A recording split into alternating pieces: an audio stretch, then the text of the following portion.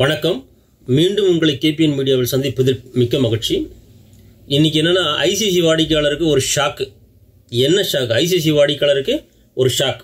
என்ன ஷாக் அப்படின்னா, இதை செய்தால் 1% கூடுதல் கட்டணம். என்ன செய்தா? அதுதான் இன்னைக்கு பார்க்க போகிறோம். உலகின் முன்னணி தனியார் வங்கிகளில் ஒன்றான ICICI வங்கி தனது வாடிக்கையாளர்களுக்கு ஷாக் நியூஸ் ஒன்றை அளித்துள்ளது. இதன்படி ICICI கிரெடிட் கார்டு மூலம் வாடகை செலுத்தினால் 1% கூடுதல் கட்டணம் செலுத்த வேண்டும் என்று அறிவித்துள்ளது. இந்த அறிவிப்பு ICICI வங்கி வாடிக்கையாளர்களுக்கு பெரும் அதிர்ச்சியாக உள்ளது. இந்த அறிவிப்பை ICICI வங்கி வெளியிட்டது ஏன் என்பது குறித்து தற்போது விரிவாக பார்ப்போம். ICICI வங்கி அக்டோபர் 20 முதல் ICICI கிரெடிட் கார்டு மூலம் வாடகை செலுத்தினால் அந்த வாடகை தொகைக்கு 1% கட்டணம் வசூலிக்கப்படும் என ICICI வங்கி தெரிவித்துள்ளது. இதனால் ICICI வங்கி கிரெடிட் கார்டு மூலம் வாடகை செலுத்துபவர்களுக்கு கூடுதலாக பணம் செலவாகும் என்பது குறிப்பிடத்தக்கது. தயவு செஞ்சு ICICI கார்டு வச்சிருக்கிறவங்க பத்திரமா யூட்டிலைஸ் பண்ணுங்க. இதெல்லாம் பார்த்து யூட்டிலைஸ் பண்ணணும். தேவையில்லாமல் யூட்டிலைஸ் பண்ணிட்டு அப்புறம் சார்ஜஸ் வந்துருச்சுன்னு சொல்லிட்டு கஷ்டப்படாதீங்க. 1% கட்டணம். ICICI வங்கி தனது வாடிக்கையாளர்களுக்கு பல்வேறு சலுகைகள் செய்து வந்தாலும் திடீரென ICICI கிரெடிட் கார்டு மூலம் வீட்டு வாடகை செலுத்துபவர்களுக்கு 1% கட்டணம் வசூலிக்க உள்ளது.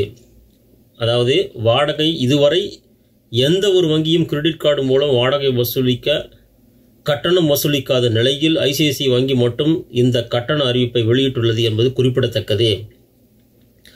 அதாவது அக்டோபர் 20 முதல்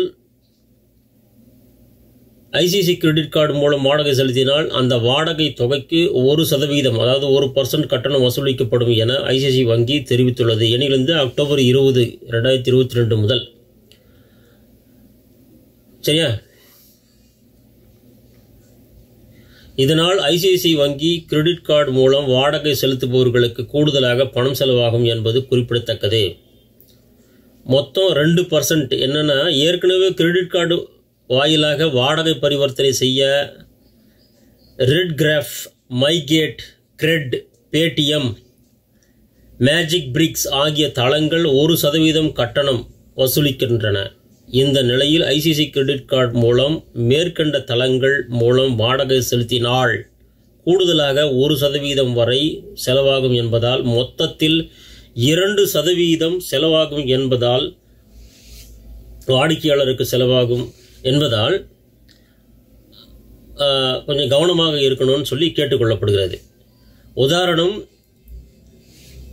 10,000 ரூபாய் வீட்டு வாடகை ஒருவர் செலுத்துகிறார் என்றால் மேற்கண்ட தளங்கள் 1% கட்டணம் வசூலித்தால் 10,100 ரூபாய் செலுத்த வேண்டிய நிலை ஏற்படும்.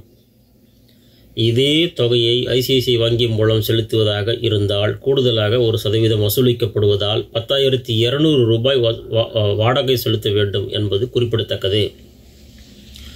எனவே 10,000 ரூபாய் வாடகை என்பது 10,200 என குடியிருப்பாளர்களுக்கு கூடுதல் செலவாகும் என்பது குறிப்பிடத்தக்கது. ஒரு ஆளுக்கு 200 ரூபாய் போச்சுன்னா அப்போ 10,000 பேருக்கு எவ்வளோ வருது? ஒரு ஆளுக்கு 200 ரூபாய் போச்சுன்னா அப்போ 10,000 பேருக்கு எவ்வளோ வருது? 20 லட்சம் ரூபாய். 20 லட்ச ரூபாய். 10,000 பேர் வாடகை செலுத்துறாங்கன்னு வச்சுக்கோ. அப்போ 20 லட்ச ரூபாய். ஒரு ஆளுக்கு 200 ரூபானாக அப்படியே அப்பா என்ன கொள்ளடிக்கிறாங்க. பார்த்துங்க, கிரெடிட் கார்டை வச்சு யூஸ் பண்ணுறவங்க பத்திரமா யூஸ் பண்ணுங்க. தயவுசெய்து சொல்கிறேன், இது ஒரு எச்சரிக்கையாக எடுத்துக்கிறது நல்லதுன்னு நினைக்கிறேன்.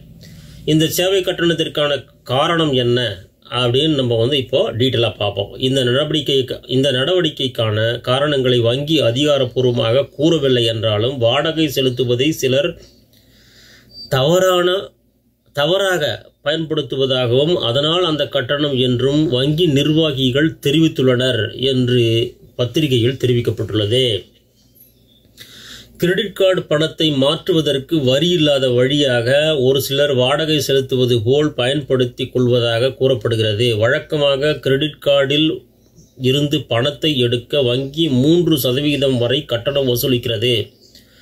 வாடகை செலுத்துவதாக தங்களுக்குள்ளாகவே பணத்தை பரிமாற்றம் செய்து வரியின்றி சேவை கட்டணம் இன்றி கிரெடிட் கார்டு பயன்படுத்துவதால் இந்த கட்டணம் விதிக்கப்பட்டுள்ளதாக ஐசிஐசிஐ வங்கி வட்டாரங்கள் கூறுகின்றன.